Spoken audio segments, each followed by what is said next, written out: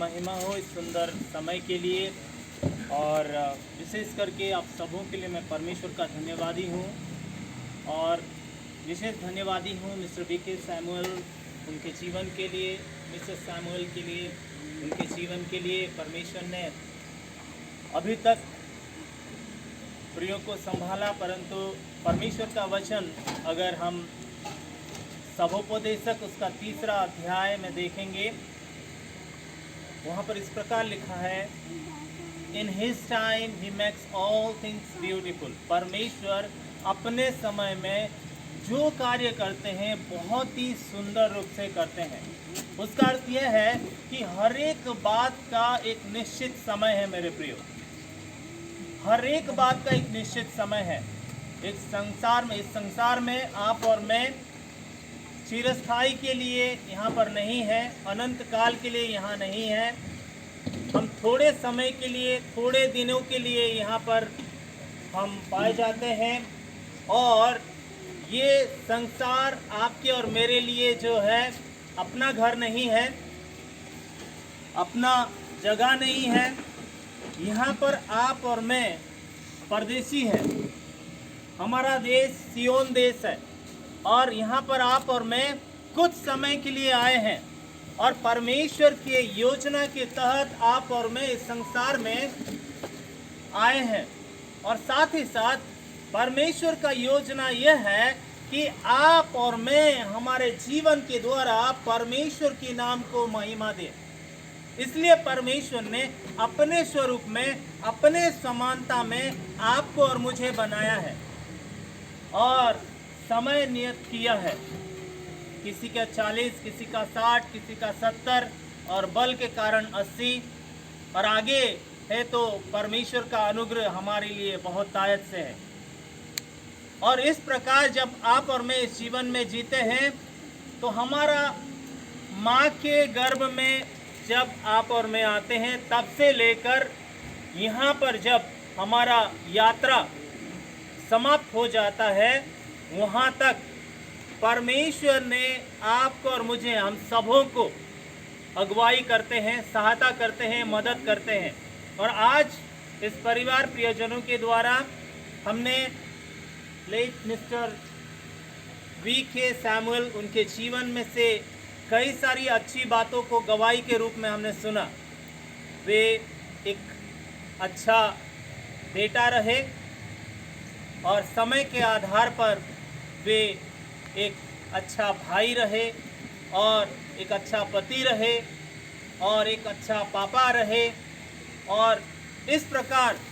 जो mister BK Samuel के जीवन के द्वारा आशीषित हुए हैं, वे सब उनके सारी बातों को लेकर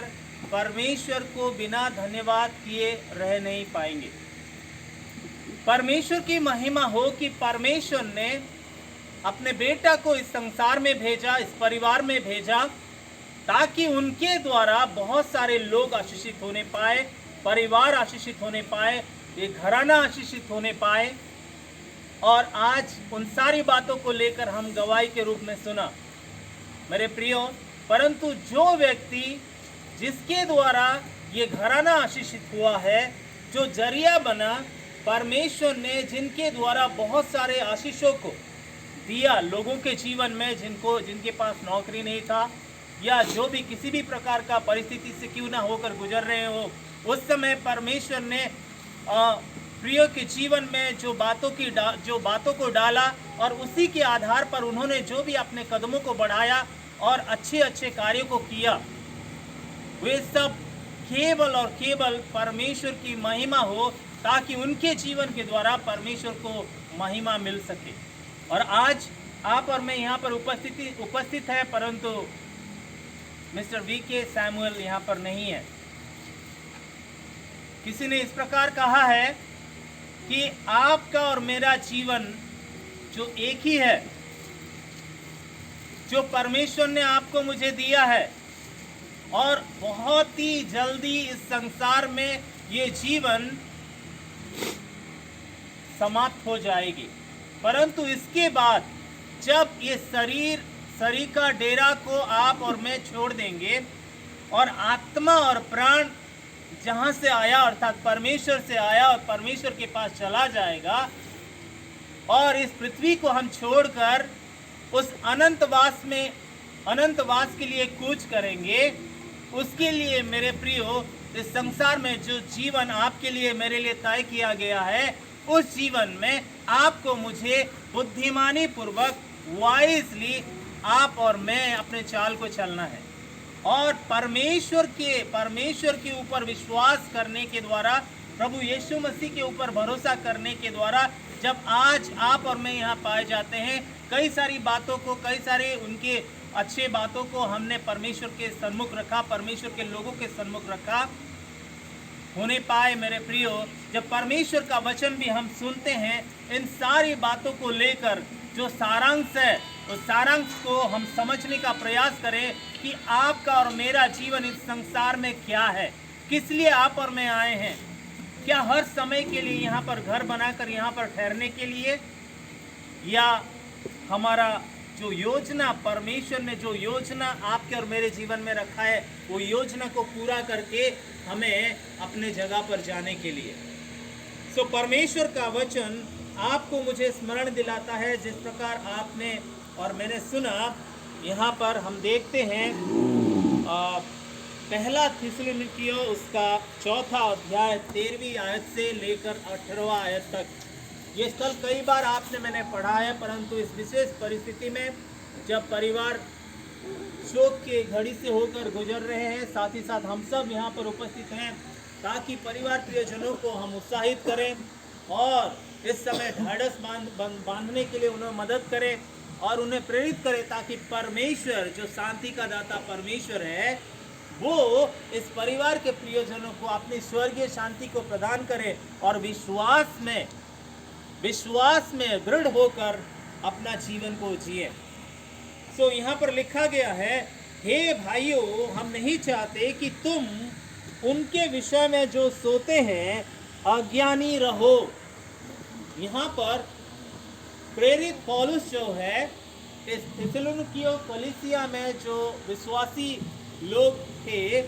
वे सारे विश्वासी लोग इस बात को विश्वास करते थे और अंगीकार करते थे कि हम जो जीवित हैं और प्रभु यीशु मसीह पर विश्वास करते हैं, जब प्रभु यीशु मसीह का आगमन होगा और हम सब उठाए जाएंगे और प्रभु यीशु मसीह के साथ जाएंगे और उस अनंत जीवन का अधिकारी हो जाएंगे। परंतु उसी दौरान क्या हुआ है, जो यीशु मसीह पर विश्वास करते हैं उनमें से कुछ लोगों का मृत्यु हो गया है, और थिस्सलुनीकियों की कलीसिया के विश्वासी जो जीवित पाए जाते हैं, उनके मन में एक विचार आया है, वो आश्चर्य हो गए हैं, चकित हो गए हैं कि अब क्या होगा। अब ये जो सो गए हैं, जिनका मृत्यु हो गया है, अब क्या होगा, वो उनका क्या होगा। इस प्रकार के प्रश्न को लेकर वो यहाँ पर है, और उसी दौरान प्रेरित पौलुस इस बात को लेकर बताना चाहते हैं कि हे भाइयों, हम नहीं चाहते कि तुम उनके विषय में जो सोते हैं, जो मृतक है, जो अपने शरीर को त्याग कर वो कूच कर दिए हैं, और उसके बारे में पौलुस प्रेरित चाहता है कि आप और मैं जो प्रभु यीशु मसीह पर विश्वास करते हैं, उस बात से